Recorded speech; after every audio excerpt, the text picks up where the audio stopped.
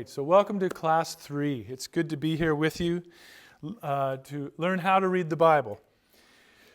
We usually try to do a session where at the beginning I do a little bit of teaching and then after that we have some questions and engagement. That said, if you have questions as we go, please feel free to put up your hand or call them out when it's appropriate.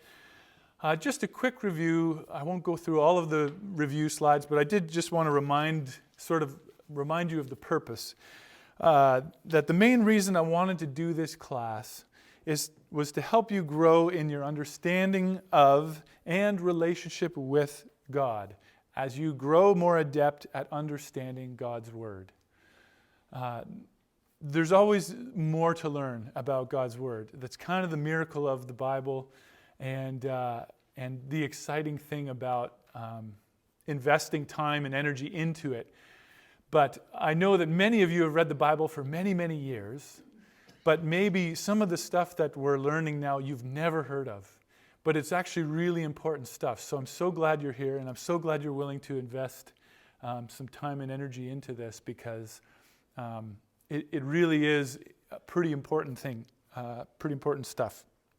So another little reminder, we do have that bonus. There's a Facebook group.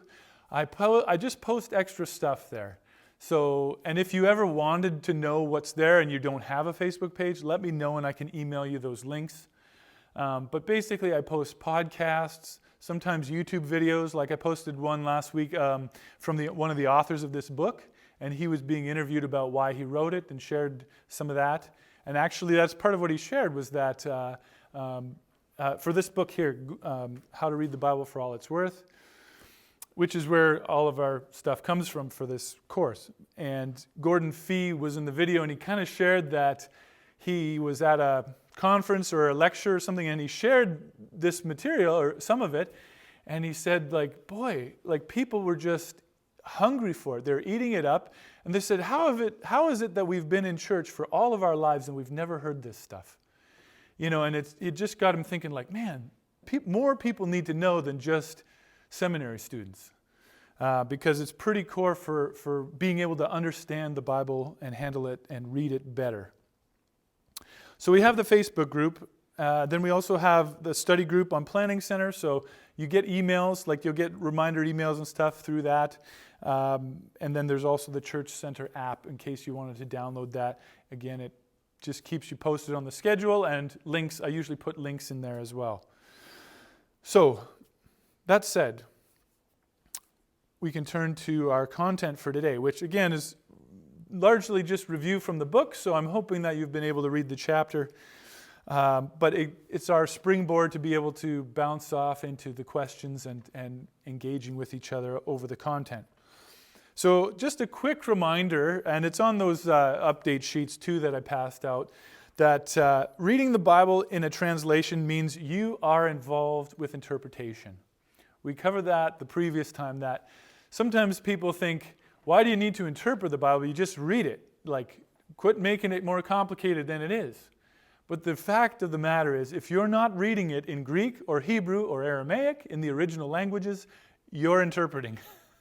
Because it has to be translated from those original languages into your language, which what we're dealing with is English. And so it just means automatically you're involved with interpretation anytime you open up the Bible to read it. So the antidote is not that we don't interpret or that you can just read everything straight literally or try to. The antidote is good interpretation, and that's part of what we're learning here. If you only use one translation, you're committed to the particular exegetical choices of that translation as the Word of God. So as he outlines in the chapter, when committees or individuals are translating from the original languages into English, they're making choices. And we'll get into this in the class. There's lots of reasons why they have to make choices, but they make choices to go this way or that way with a text or how to interpret or translate. And so there's some limitations, and what the author is encouraging is to not just use one translation, to have a core translation, but then to use some others when you're doing Bible study.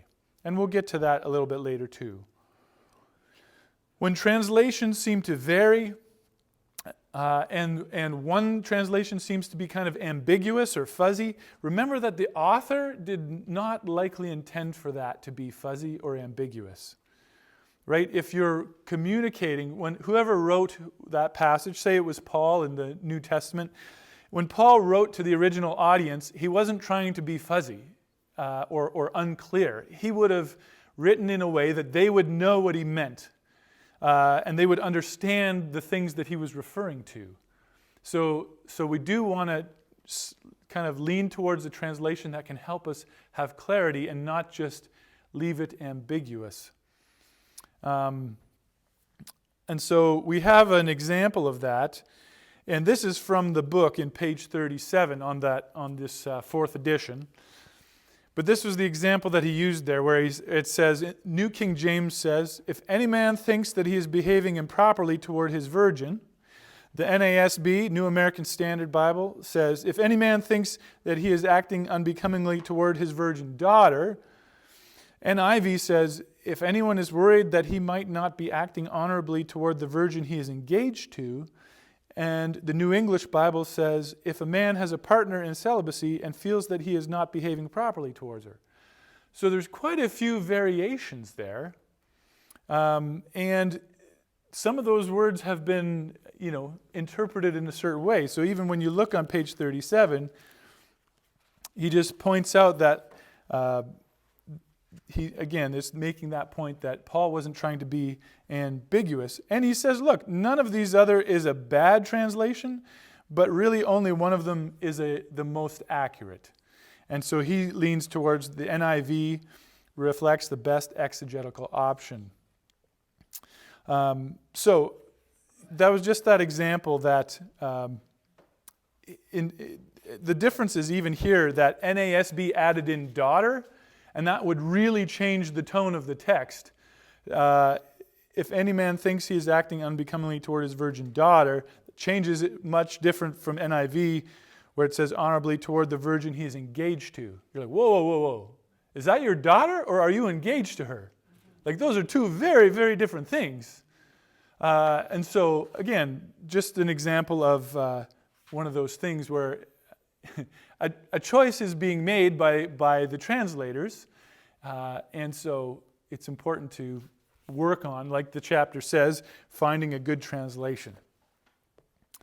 So the science, there's external evidence. We're looking at textual criticism is what he refers to in there, and he says basically textual criticism is the science that works with careful controls, and it looks at external evidence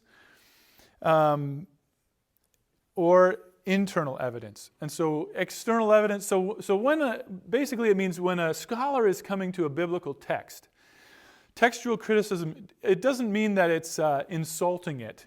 It means that it's coming with a critical eye, to think deeply about it, to analyze is what it means. And so there's a couple of things that they're working to analyze. The first is the external evidence. So that has to do with the quality and the age of the manuscripts that support a given variant or a version, right? So he makes a comment about this later when he talks about the different versions of the Bible and the manuscripts that they used to translate from, and shows that the earlier the manuscripts, the more accurate of a translation you can get out of it. But this is sort of the external evidence, talks about the quality and age of manuscripts that are used.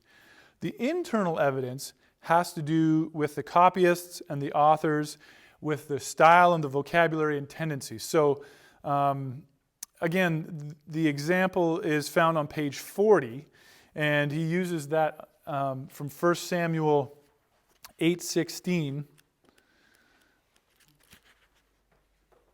And he uses the example where in the New King James or the NASB, 1 Samuel 8:16 says, he will take, it's referring to the king. If Israel gets a king, it says, he will take your finest young men and your donkeys. But then the NRSV and the NIV says, he will take the best of your cattle and donkeys. You're like, well, that's really different, isn't it? To say that the king would take the best of your young men and your donkeys. You're like, okay. Don't really know why those are grouped together, but sure, the king does what he wants, okay. But then you read the different version, and NRSV or NIV, it says, he will take the best of your cattle and donkeys. And you're like, well, actually, that kind of makes more sense when you put it side by side, because cattle and donkeys, it's like livestock, that's similar things. But he goes on to explain that the two words that are used in the Hebrew, in the original language, and I can't say these, but they're only different by one letter. So when you think about handwritten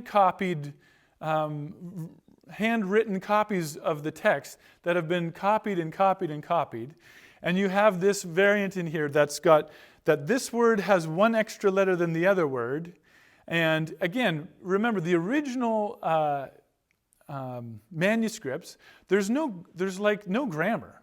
Like it's just. There's no paragraphs, there's no chapters and verses, it's like basically no sentences. You've got to know the style of the language to know where it stops even. So in the midst of all of that, you've got these two words that it could be donkeys or it could be your young men. And the difference is a W.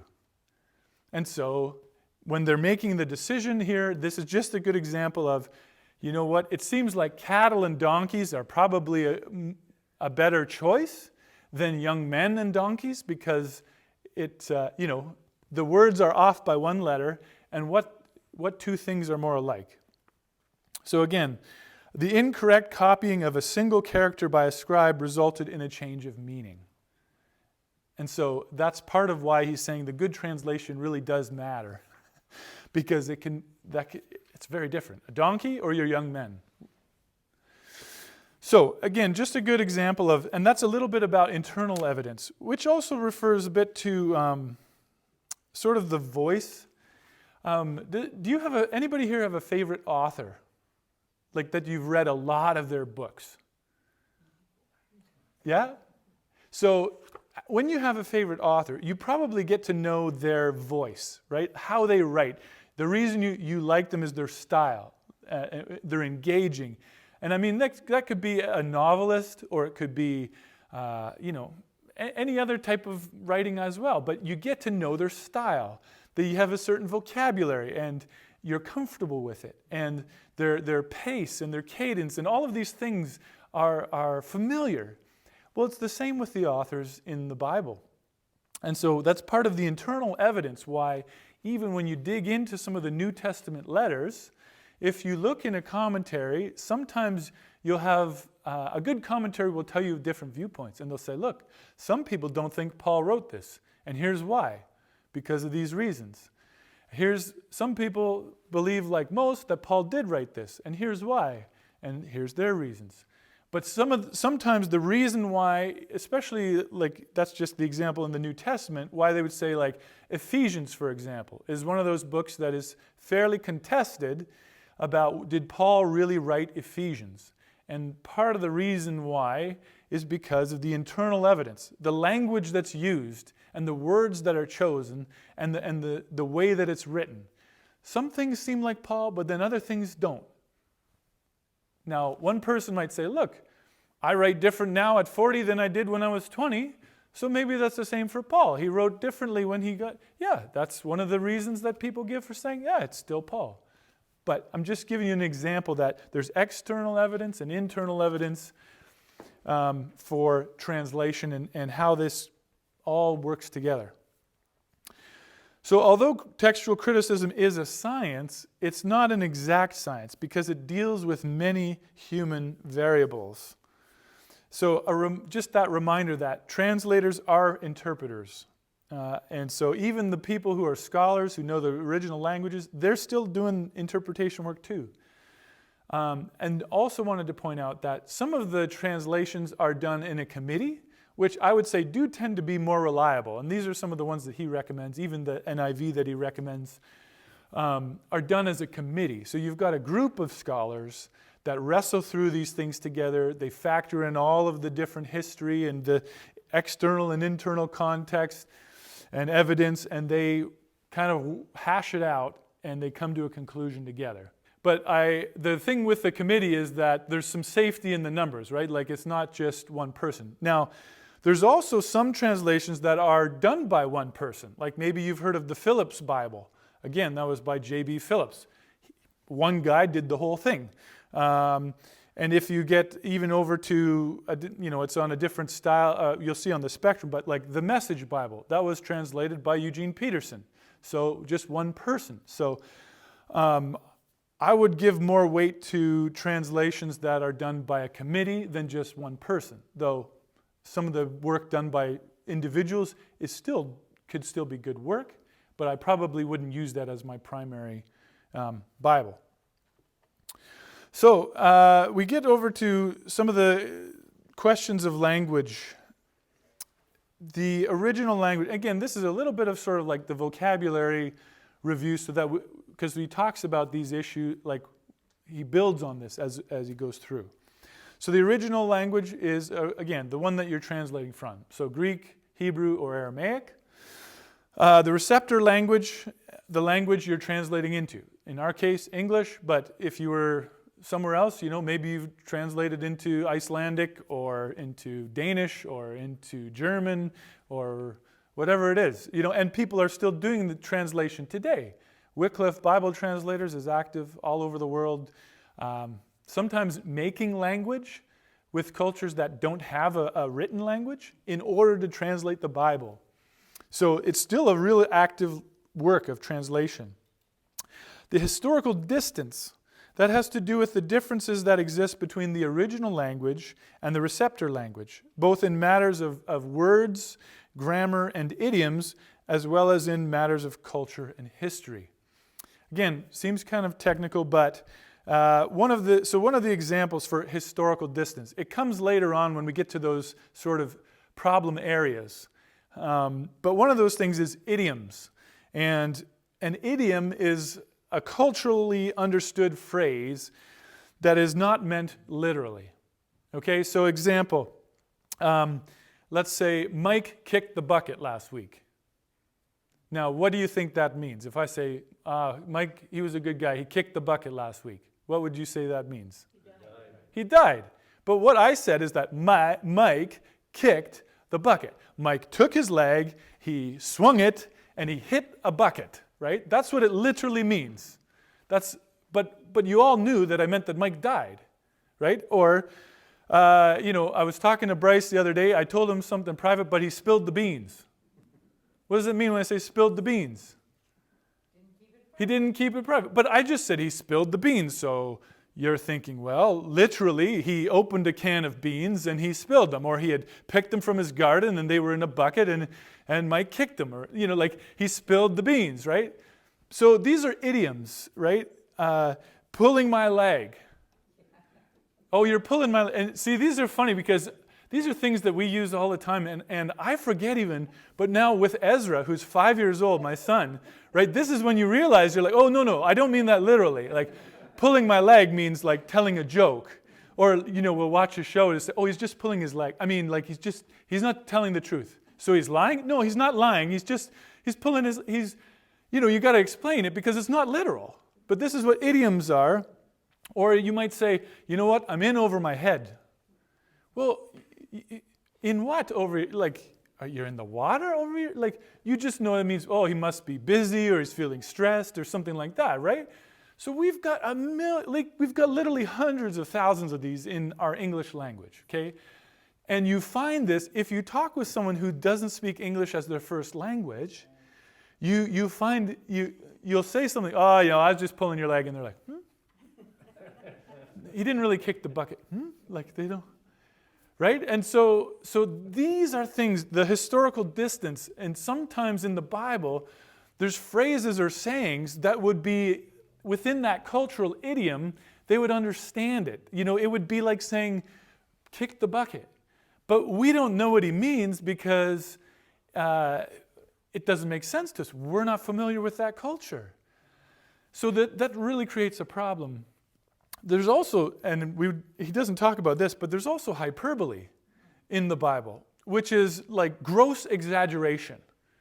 Again, my 5-year-old is really great at this. You never let me eat dessert, Well, no, we do, You never let me watch videos or whatever, right? So there's hyperbole where we grossly exaggerate to make a point. And that happens in the Bible too. But if we're not aware of what's happening in the literature, we think maybe it's literal because we're not aware of sort of the nuances. Okay, we'll keep going here. Formal equivalence. And this is where we're going to get to the spectrum, and we'll look at the different sort of, this is really has to do with the translations of the Bible. So the formal equivalence is the attempt to keep as close to the form of the Hebrew or Greek, both words and grammar, as can be conveniently put into understandable English. So it's not really accurate to say this, but it would be more literal translation. It's more of the formal equivalent to be like, this Greek word means this. This Greek word means this. Now, again, I won't put Ivy on the spot, but the German language has so many of these things that they'll have like a whole word that they've smashed together, 5 words, and it's all one thing, and they just all know what it is. Even the Sitzenleben, right? It's another term. The situation in life, but they have it in one word. But the formal equivalence would be just like translating literally, tends to be more literal word for word translation. Now the problem is you may lose the idea that's behind it when you're just translating the literal word. So the example here that I can think of, not in German, but I think about in French, I remember learning that a term of endearment in French is mon petit chou. And that means, that's like what you'd say to your sweetheart. And even that, sweetheart, what? Oh, my honey bunny. Yeah, what? Mon petit chou means my little cabbage, right? So if I translate that formally, my little cabbage, right? And I hear Jim saying that to Gail, oh, mon petit chou, and if I don't understand and I think I'm translating with a formal equivalence, why did he just call his wife a cabbage? Why not a carrot? What about broccoli?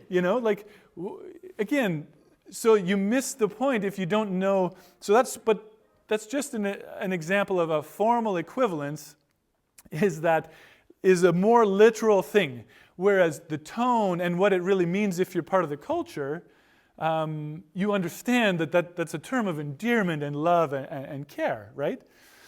The functional equivalence, the attempt to keep the meaning of the Hebrew or Greek, but put their words and idioms into what would be the normal way of saying the same thing in English. So that's the example of, instead of saying mon petit chou, I would say my sweetheart, or you're my honey bunny, or whatever it is, a term of endearment or pet name. And you would understand it in English. You're like, oh yeah, my sweetheart, I get that. But you may not get my little cabbage. Like that doesn't, right? So that's kind of the functional equivalence would say, oh, if I heard that, I would say, well, he's just saying, you're my sweetheart, my honey bunny, whatever. So that's just an example of functional equivalence.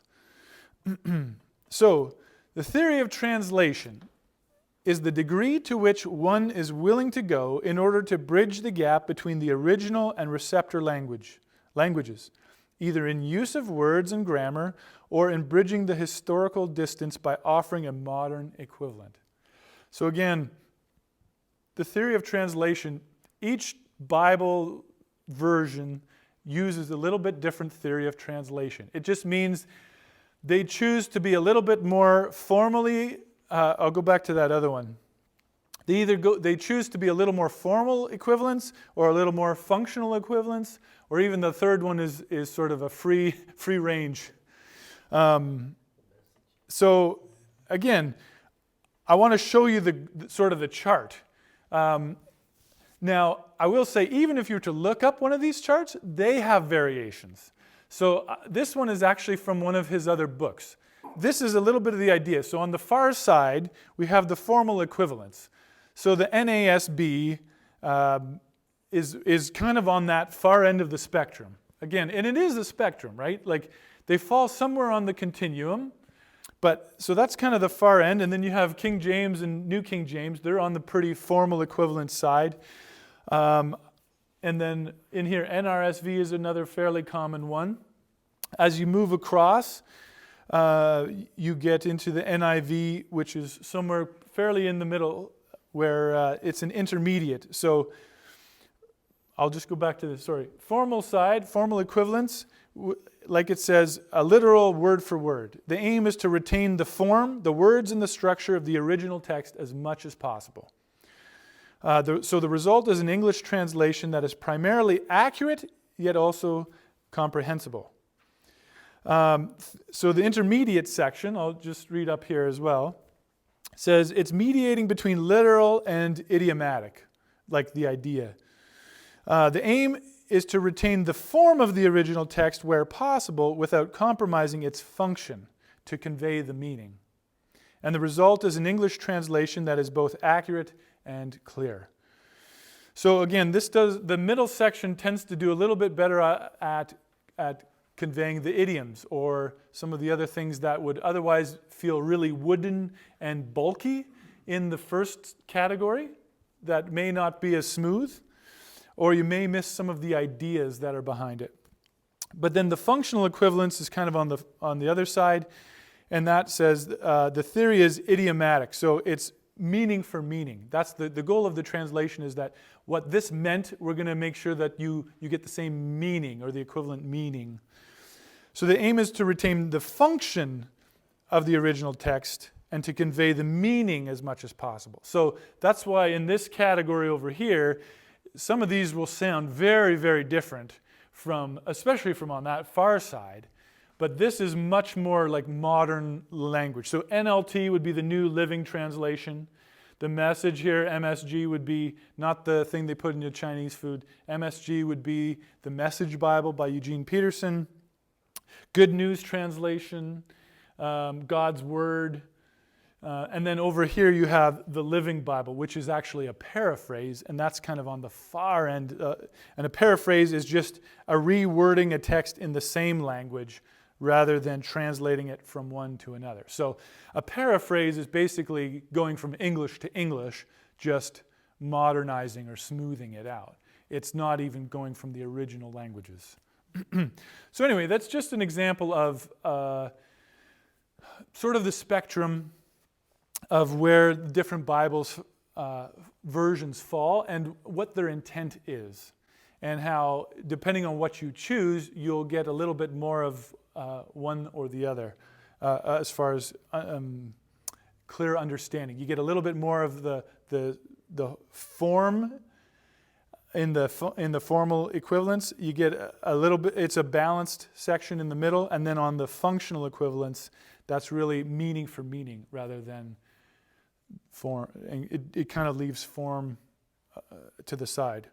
Now here's another example of a spectrum that somebody made, and so they would put some of these Bibles in a different way. And this one highlights the God's Word translation. So again, from whatever publisher has that, there's a little bit of like, oh, we're really solidly in the middle. This is where you should pick our Bible. Again, don't forget, all Bible publishers, like there's money to be made in Bible sales, right? Like not just from the olden days, but like Bibles are always being published and tweaked and marketed. They're like literally marketed to people. So it is a money industry, right? But it's important, if you know some of these things, you can make good choices about what sort of translation you want to pick up.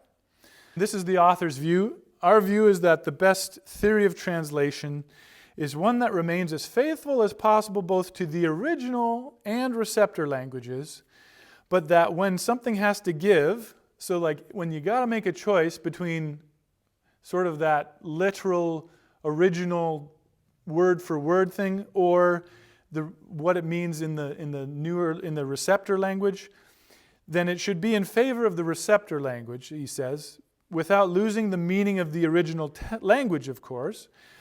But the very reason for translation is to make these ancient texts accessible to English-speaking person who does not know the original languages. So, again, the way that he leans is when it comes down to it, and the NIV would, I'm sure he was part of the committee, it would lean that way too, to say, look, the original language and form matters, but where it gets clunky, and you have to make a decision between the original form and conveying an accurate meaning, he leans toward the meaning, because the whole purpose is for the English speaker to read and get the meaning of the Bible. If you're not understanding the meaning of what the text is saying, then what's the point? Historical distance. So this is where we get into some of these problem areas. I'll go back. So weights, measures, and money. Again, he does a great job of giving some examples here. So if I were to ask you, how many stone are you? How many stone are you? Does anybody know what I'm talking about? How many stone are you? Yes. How much do you weigh in that British unit? So it's a British unit in stone, and you could, even still they use it. I've met Brits who'd be like, oh yeah, I'm 12 stone or whatever, and you're like, great. Means nothing to me. And it's just a good example of how even weights and measures and money, you're like, if you're not British, it doesn't mean anything. I think it's 14 point something pounds. Again, and you may even be really more Canadian. I think by the age of everyone here, you probably get pounds more than kilograms. But, even kilograms, I'm like, I don't know. I could tell you pounds. That's what I think in pounds. But, how many stone? I don't know. I calculate the pounds divided by 14. Okay, that's how many. And then the other thing was like inflation. So what if, when they're, say, the 2011 copy of the NIV, and they make it real current, and they say, so the rich young ruler had $1 million, and he was, and you're like, well, that's not that much. Okay, no, 2011, that would be $50 million. The rich young ruler had $50 million, or, well, okay, in 2035, you're like, oh, 50 million, that's really... So, to put in specific numbers can really hinder, because inflation means that it's not worth anything, right?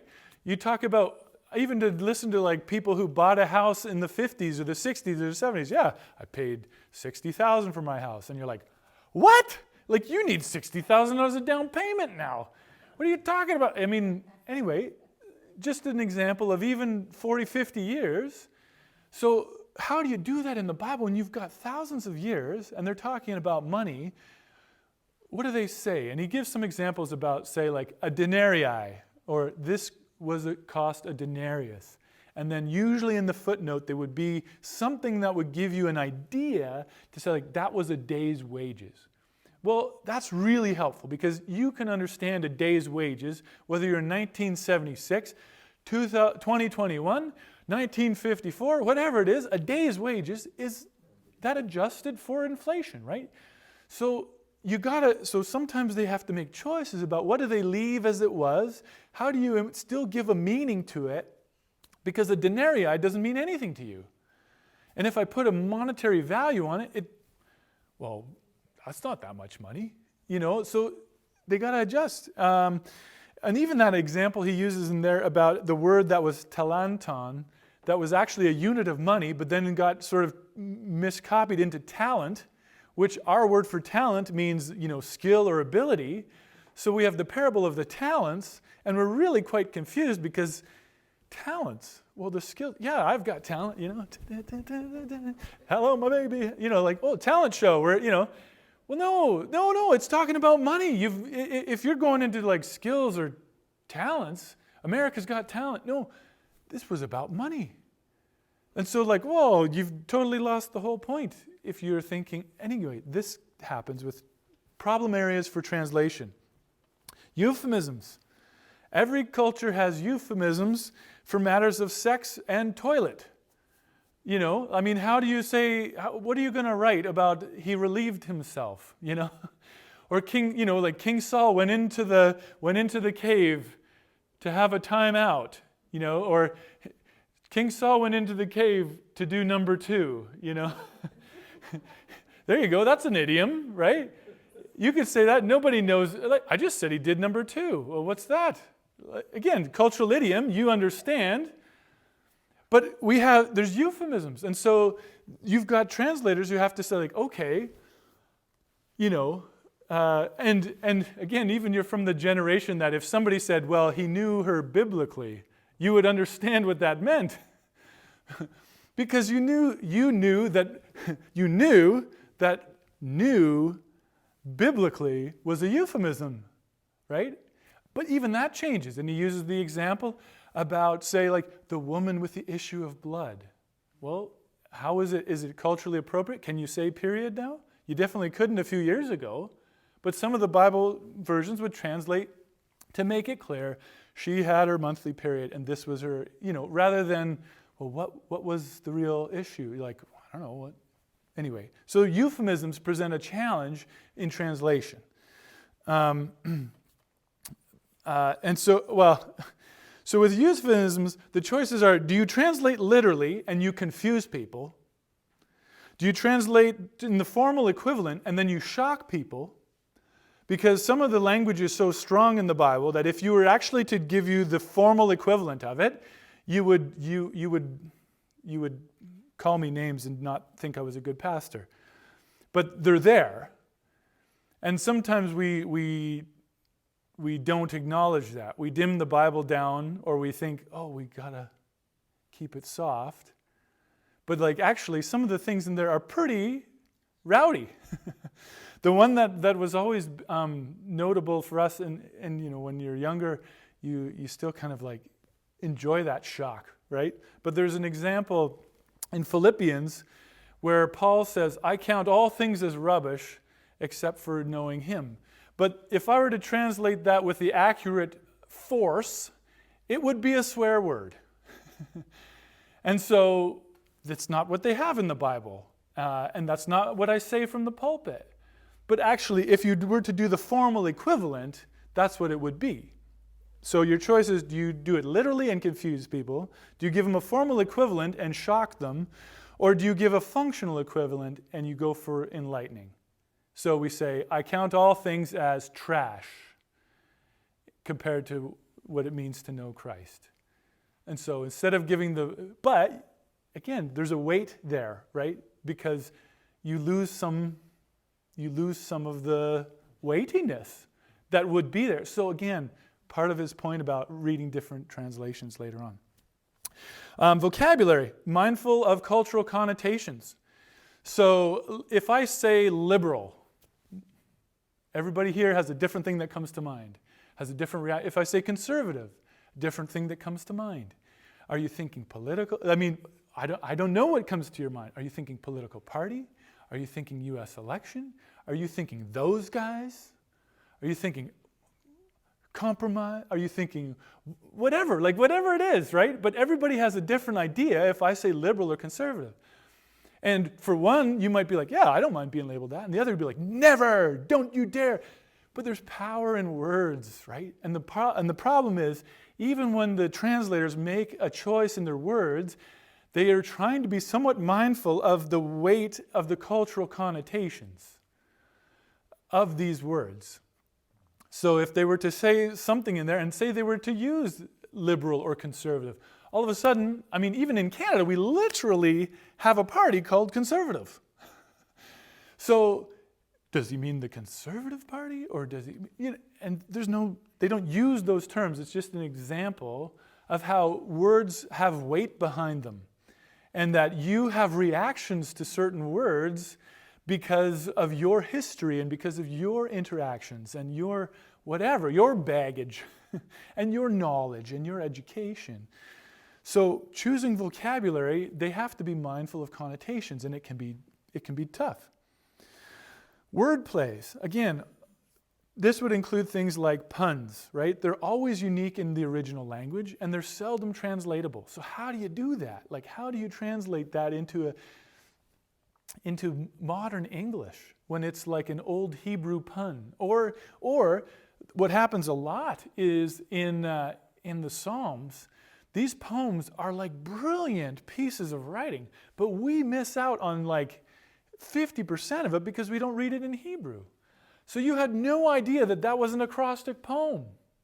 You didn't know that each paragraph started with the first letter of the Hebrew alphabet, and he worked through the whole thing, tied it all together with masterful technique. And you're like, oh yeah, it's pretty. I like reading the Psalms.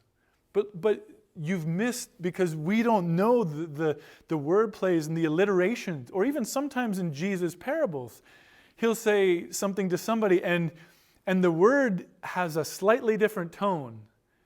And we miss it because translated to English, it's two very different words. But in the original language, there's this word play that goes back and forth in it. So word plays are hard to translate. Grammar and syntax, again, not my specialty. I didn't dig into these a lot. But possessives create problems. When you say it's God's grace, does it belong to God? Is it coming from God? Is it that God owns it? Is that, and that was the example he used in there. But like possessives, whose is it? And how does it function? Plural, again, another one of those things, and I've said that lots of times in my sermons, that a you, often, many of the times in New Testament letters, when he's writing you, it's actually y'all, you all. It's you plural. But in English, we just have you. So then I talk like a Texan and I start preaching y'all, because it's actually more accurate. But when we read it for ourselves and you're just sitting there reading this letter and it just says you, our individualistic culture really sees that as me, I, or one person, right? We read it singular. Or even the idea of paragraph making, grammar and syntax, right? Different versions of the Bible have grouped things differently, so there's different paragraphs. They've put in headlines, or like the NASB, every verse is a paragraph. So that shapes your reading experience. And it's hard, and like I said, the original text, it's all just crammed together, word for word, beside each other, from top to bottom, right to left, and and so you've got to find in there, well, where's the ends of the sentence? Is this the end of the thought? Where do we put the paragraph? How do we break this up? Is this the end of the idea? And sometimes they do a good job at it, and sometimes they do a poor job of it. Sometimes the way that the Bible that we read is cut up, it cuts things up in a way that actually separates ideas that were meant to be together. And so grammar and syntax, difficulty. And then lastly, matters of gender. Again, I've heard some people respond to this or speak against certain Bible translations because they say, oh, it's a liberal agenda or a feminist agenda, and they're trying to make everything gender neutral or whatever. But really, when they talk about gender, and some of the things where if you had an older version of the Bible, it might say just brothers or men or his and him, and they may, in the newer version, translate brothers and sisters, or men and women, or you all, or they. And the reason is because in the original intent, it meant just like how you could say all mankind, right? And if you were to say all mankind, that's probably what you would have been reading or hearing even when you guys were growing up. Yeah, landing on the moon, one giant leap for mankind, right? Well, you know that mankind means the entire earth, right? It's all human. It's not men. It's not excluding women. So, yeah, it's significant. So that's what they've tried to do in some of the versions too. But there can be some issues there where you got to figure out, is this a place where we can do that? Is that what it means, brothers and sisters? Or does it really mean just, men or women? And so, again, it can be tough to translate that. Choosing a good translation. And this is sort of the summary, just the summary of the chapter. As he would recommend having one good translation as your primary reading source. He would recommend I guess it's multiple authors, they would recommend using multiple translations of the Bible when you study. So, and again, he talks about in the recommendation of having a functional equivalence, kind of leaning towards that for your main translation. Multiple translations, again, maybe leaning or looking at formal equivalence, and that's often what I do. And then using translations that will tend to differ. And that helps you to identify where some of the problems areas are so that you can deal with it and not ignore that. And then I also like using a free translation as well, which is sort of that word for way on this side. I enjoy the Message Bible because it's just helpful to stimulate thinking. That's not where I camp out and do my core work because, again, it's one person and it's much more idea for idea. But I know even from reading Eugene Peterson's autobiography, the way that the Message came into being was he was a pastor in Baltimore and he was leading Bible studies with men, and he just found like it was really hard for them to understand when they were reading in the Bible. I think he started with Galatians, and just whatever versions they were using, it was just really hard for people to get engaged with it. And so, again, Eugene Peterson is quite a scholar and took the initiative, and so he started translating one book. He just translated it for that Bible study group so that he could talk about the text with his men in a clearer way so that they could understand those ideas. And then it just sort of kept going as they studied the Bible more and more, and then eventually he was approached by Nav Press or something and said, hey, would you be willing to finish the work and complete it all? And he did. So, but I really like it, and I appreciate the way that it stimulates my thinking well. I like how he puts it in a very modern vernacular. So anyway, this is a little bit of that summary of finding a good translation. And again, he was on the committee, but his recommendation would be that NIV 2011 because it falls quite central on that spectrum, and it abides by what he would say was the best theory of translation, and does a good job of conveying not only the original form and sort of function of the original languages, but also does a pretty accurate job at conveying the ideas well into the English language.